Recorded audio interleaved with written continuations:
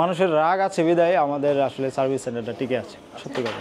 বেশিরভাগ ক্ষেত্রে আমরা যেটা পেয়েছি এটা হচ্ছে গার্লফ্রেন্ডের সাথে তার রাগ হয়েছে সে কারণে ভেঙে ফেলে, বা বউর সাথে রাগ হয়েছে এই কারণে ভেঙে ফেলে। একদম বরবাদ, একদম যে শেষ হয়ে গেছে এটা আপনি চিন্তাও করতে পারবেন না। আমরা এটা 30 মিনিটের মধ্যে ডেলিভারি দিয়ে দিই। এটা অবাক হওয়ার বিষয় তো, এটা অনেকে অবাক হয়ে যায়। আসলে আমি যখন আসি চায়না থেকে সম্পূর্ণ কোর্স করে, বাংলাদেশের যে কাজগুলো অনেক তফাৎ তাদের কাছে। কারণ হচ্ছে যে তাদের ইকুইপমেন্ট সবকিছু রেডি থাকে, আমাদের রেডি থাকে না। আর আমাদের মন মানসিকতা তাদের চিন্তা ভাবনার সাথে মিল না, কারণ তারা অনেক পরিশ্রমী আর আমাদের দেশের মানুষ ওইরকম পরিশ্রমী না, যে কারণে তাদের কাজ এবং আমাদের কাজ দুইটা ভিন্ন। এই ব্যাপারটা আমি সবসময় চিন্তা করি, যাতে চায়নাতে যারা যেতে পারবে না তাহলে তারা কোথায় থেকে শিখবে। এই চিন্তা ভাবনা থেকে আমার এই ট্রেনিং সেন্টারটা করা, এই ডক্টর ট্রেনিং সেন্টার করা, যাতে এখানে তারা ভালোভাবে মোবাইল সার্ভিসিং এর কাজগুলো শিখতে পারে। চায়না থেকে আমি যেভাবে শিখে আসছি ওইভাবে যদি ওদেরকে আমি শিখাই তাহলে ওরা কিছু শিখতে পারবে না, যে কারণে আমি প্রত্যেকটা সেগমেন্ট চেষ্টা করি যে ভালোভাবে দেখানোর জন্য কোনটার কি কাজ। 2014-তে আমার অ্যাক্সিডেন্ট হয়েছিল, সো তখন আমি খুব একা হয়ে যাই, কারণ কোনো বন্ধু বান্ধব বা কেউ আমাকে কিন্তু দেখতে যায় না। সেটা ফিল করলাম অর্থনৈতিক যখন আমার প্রবলেম হবে তখন তো কেউ আমার পাশে আসবে। তো এই চিন্তা থেকে আমি ঢাকাতে আসলাম। আসলে ঢাকাতে আসার পরে ঢাকাতে কিছু ট্রেনিং আমি করেছি। একটা জায়গাতে সে নিজে অফার করে আমাকে নিয়ে গেছিল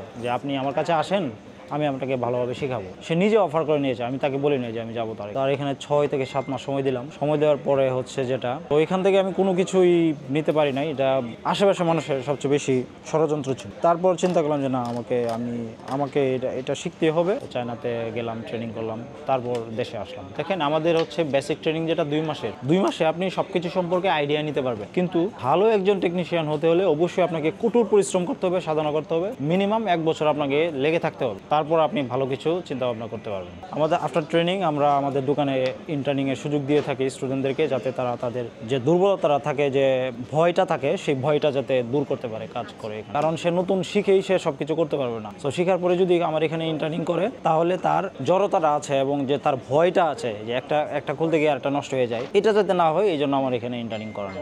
অনেক স্টুডেন্ট অনেক ভুল করে ফেলে। একটা ডিসপ্লে খুলতে গিয়ে অনেক সময় কিভাবে খুলতে হবে প্রপারলি, এই জিনিসটা আসলে তারা ভুলে যায় অনেক সময়। সো ইন্টার্নিং করলে এই সুবিধাগুলো পাই যে আপনার ডিসপ্লেটা যখন সে খুলবে, বা বডিটা খুলবে, ব্যাটারিটা খুলবে, মাদারবোর্ডটা খুলবে, প্রত্যেকটা স্পেয়ার পার্টস সে যে কীভাবে খুলবে, এই জিনিসটা প্রপার ওয়েটা হচ্ছে ইন্টার্নিং আমরা দেখিয়ে থাকি। অনেক সময় স্ক্রু খুলতে গিয়েও ভুল করে ফেলে, আবার ডিসপ্লে খোলার সময় অনেক সময় ব্যাটারি না খুলে তারা ডিসপ্লেটা খুলে ফেলে। সো এটা মোস্ট ইম্পর্টেন্ট, কারণ আপনি যখন ভোল্টেজটা যখন মাদারবোর্ডে থাকে, এটা আদার্স পার্টস যখন আপনি রিমুভ করবেন তখন কিন্তু এটা ক্ষতিগ্রস্ত হতে পারে। সো এই ধরনের ভুলগুলো বেশিরভাগ করে থাকে। আবার ক্যামেরা খুলতে গিয়ে অনেক সময় ক্যামেরা ড্যামেজ করে ফেলে, বা খুবই সেফলি এবং ক্লিন যাতে রাখা যায় এই ব্যাপারগুলোর দিকেও আমরা নজর দিয়ে থাকি। এই যে আইফোনের হচ্ছে মাদারবোর্ডগুলো তারা যখন খুলে, এটা কিন্তু এটাকে বলে স্যান্ডউইচ মাদারবোর্ড। 2টা পার্ট থাকে। সো যখন এই 2টা পার্ট থেকে একটা পার্ট আলাদা করা হয়, এই আলাদা করার ক্ষেত্রে ফোন অনেক সময় ডেড হয়ে যায়, রানিং ফোন যদি খুলে। তো এটা আসলে কিভাবে সেফলি খোলা যায়, এই ব্যাপারগুলো কিন্তু আমরা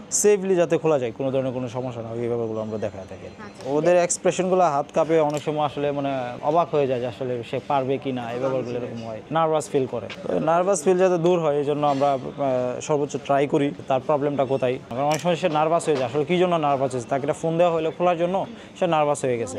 তাহলে কী কারণে নার্ভাস হলো? অনেক দামি ফোন, তার হাতে নষ্ট হয়ে যেতে পারে। তাহলে কেন নষ্ট হবে?